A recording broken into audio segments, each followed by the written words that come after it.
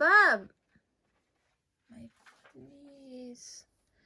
Tingnan lang kalat ng kwarto niya. Hey! Hi.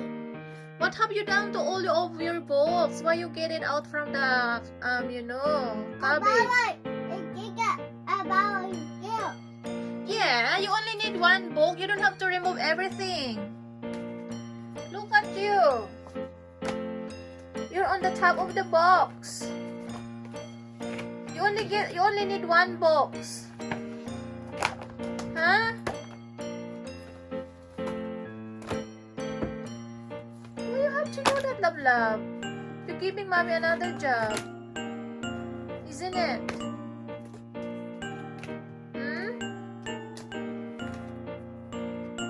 Why you have to remove all the books in there?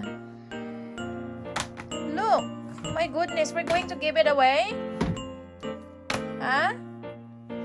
We're going to give it away to someone, to other baby? No. Why? You have to share that books. It's a lot. Yeah? Only pick the box that you like and then the rest we're going to give it away to someone else. What do you think? Yes, mommy?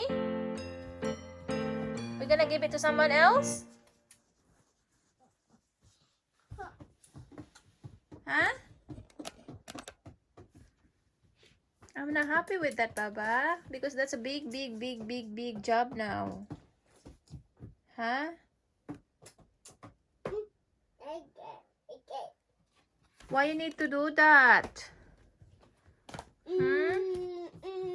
Why you need to remove everything in the drawer?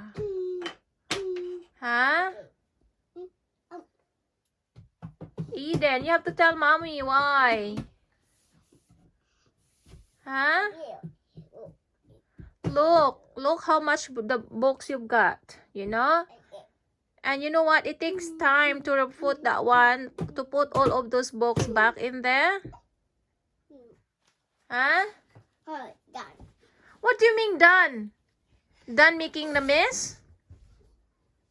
Did you guys heard that? Or yeah, done. Then. Huh? Hello. What do you mean hello? Hello. Why you have to remove all the books out there?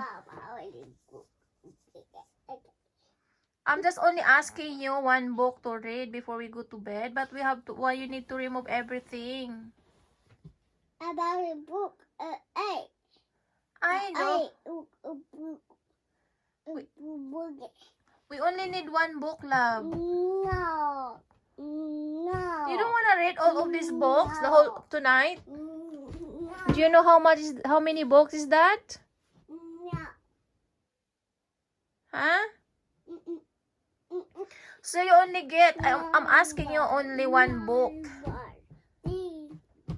So okay, now start reading now. Baba. It's not thank you. Mommy not gonna say thank you to you. Thank you, Mommy. Okay, you're welcome. But I'm not happy you remove all the books in the shelves, you know? Okay. So will you please put it back there? Please.